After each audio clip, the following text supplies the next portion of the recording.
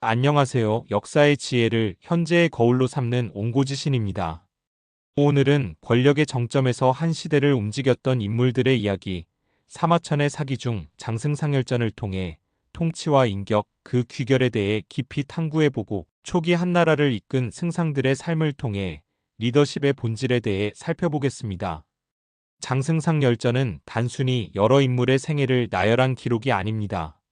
역사가는 의도적으로 여러 인물을 한 편에 묶는 합전의 형식을 통해 마치 비교 연구 보고서처럼 그들을 제시합니다.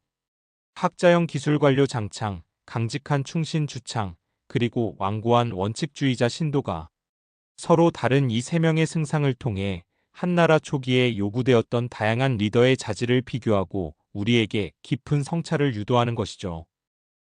첫 번째 인물은 장창입니다. 그는 위대한 유학자 순지아의 제자이자 역법, 음률, 산술에 능통했던 당대 최고의 지식인이었습니다. 그의 경력은 전문 지식이 국가 운영에 얼마나 성공적으로 기여할 수 있는지 보여주는 동시에 그 전문성이 정치적 현실 앞에서 어떻게 한계를 드러내는지를 명확히 보여주는 사례이기도 합니다. 장창은 한문제 시절 무려 15년 동안 승상의 자리를 지키며 안정적인 통치에 기여했습니다. 그는 자신의 전문 지식을 10분 발휘하여 중국 고대 수학의 고전인 구장산술 편찬에 관여했고 한나라가 오행 중 물의 덕, 즉 수덕에 해당한다고 규정하며 진나라의 역법과 검은색 숭상 문화를 유지하는 등 자신의 학문적 이론을 국가 정책으로 직접 구현했습니다.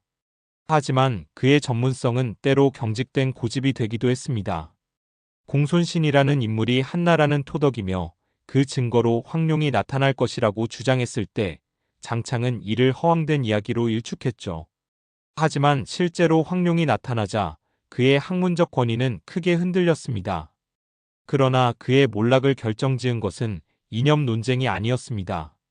자신이 추천했던 관리가 심각한 부정부패를 저지른 사실이 드러나 황제의 질책을 받게 되자 그는 근심 끝에 병을 얻어 승상직에서 물러나게 됩니다. 가장 뛰어난 기술 관료라 할지라도 기본적인 인사 판단의 실수가 모든 것을 무너뜨릴 수 있다는 교훈을 남긴 것이죠. 말년에는 100세가 넘는 삶을 누렸지만 후손이 죄를 지어 결국 가문은 몰락하고 맙니다.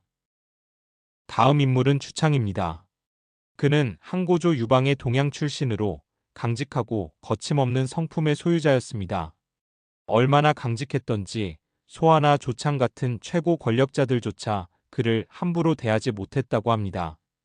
그의 삶은 세련된 언변보다 서툴지만 진실된 충성의 가치가 얼마나 중요한지를 극적으로 보여줍니다. 주창의 이름이 역사에 가장 빛나는 순간은 바로 태자 교체 논란 때였습니다. 유방이 총애하던 척부인의 아들을 태자로 삼으려 하자 모든 대신이 반대했지만 뜻을 꺾지 못했습니다.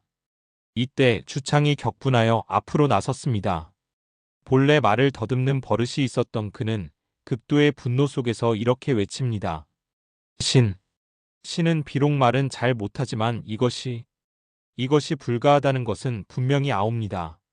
그의 격렬하고 진솔한 반대에 부딪힌 유방은 웃으며 결국 태자 교체 의사를 철회했습니다. 말더듬이라는 약점마저 진정성의 상징으로 승화시킨 순간이었습니다. 이후 유방은 어린 아들 유여이가 여후의 위협으로부터 안전하지 못할 것을 염려했습니다. 그리고 오직 주창만이 그를 지킬 수 있다고 믿어 그를 조나라의 상으로 임명했죠. 하지만 주창의 굳건한 충성심도 여후의 교활한 계략을 막지는 못했습니다. 여후는 주창을 수도로 소환한 뒤 그가 없는 틈을 타 사람을 보내 유여이를 독살했습니다. 가장 굳건한 충성심조차도 치밀한 정치적 음모 앞에서는 무력할 수 있다는 현실의 냉혹함을 보여주는 비극적인 결말이었습니다. 마지막 인물은 신도가입니다. 그는 일개 병사에서 시작하여 오직 군공으로 승상의 자리에 오른 입지전적인 인물입니다. 청렴하고 강직했으며 법도와 예절을 지키는 데 있어 한치의 타협도 없는 원칙주의자였죠. 그의 삶은 구세대와 신세대의 충돌을 상징합니다. 그의 강직함이 폭발한 사건은 황제의 신임을 받던 개혁가 조조와의 충돌이었습니다. 조조가 편의를 위해 태상왕 묘의 담장을 허물고 문을 낸 것이 발단이었습니다. 신도가는 이를 예법과 효에 대한 심각한 도전으로 간주하고 승상의 권한으로 조조를 처형하려 했습니다. 하지만 조조는 황제에게 달려가 비호를 요청했고 황제는 자신이 허락한 일이라며 조조를 감쌌습니다. 자신의 권위가 황제의 총애 앞에서 무력화되고 공개적으로 모욕을 당하자 신도가는 분노와 모멸감을 이기지 못하고 피를 토하며 세상을 떠났습니다. 이 갈등은 단순한 개인적 반목이 아니었습니다. 궁공과 위계질서를 기반으로 한 창업 1세대 구신을 대표하는 신도가, 그리고 황제의 신임을 바탕으로 중앙 집권화를 추구하는 새로운 세대의 관료를 상징하는 조조. 신도가의 비극적인 죽음은 9세대의 권력 방식이 더는 유효하지 않게 되었음을 알리는 한 시대의 종말을 고하는 사건이었습니다. 열전 후반부에는 위상, 병길, 황폐 등 후대 승상들의 이야기가 간략하게 추가되어 있습니다. 이들은 지혜와 깊은 공헌, 그리고 덕치로 명성을 떨쳤는데요.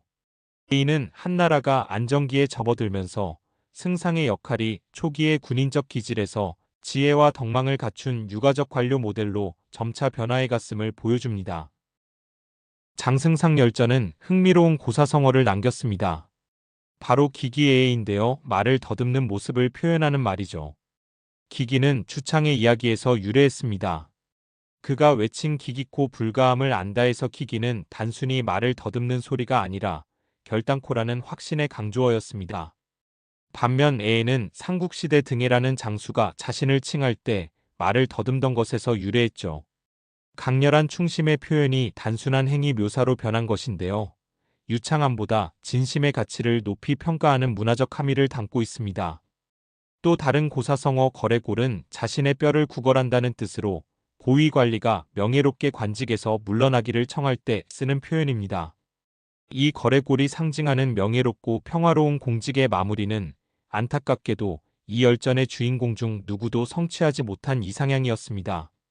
장창은 불명예스럽게 해임되었고 주창은 비극적 최후를 맞았으며 신도가는 분노 속에서 죽었죠.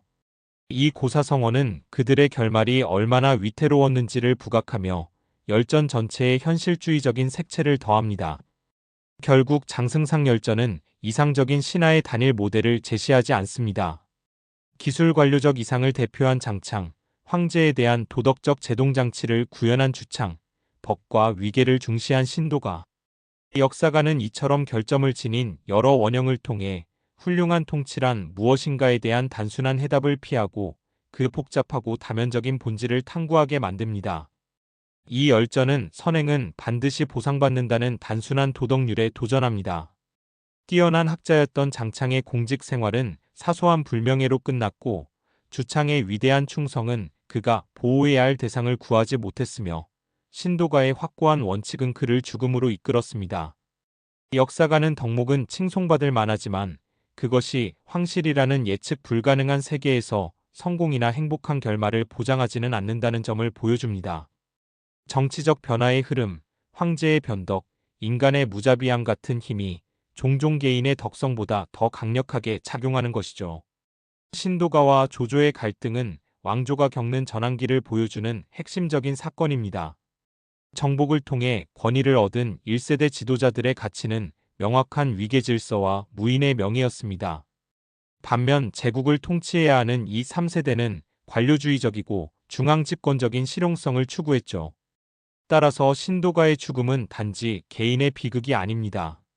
정복 기반의 낡은 권위가 중앙집권적 황제 권위에 의해 대체되는 순간을 알리는 역사적 이정표인 셈입니다.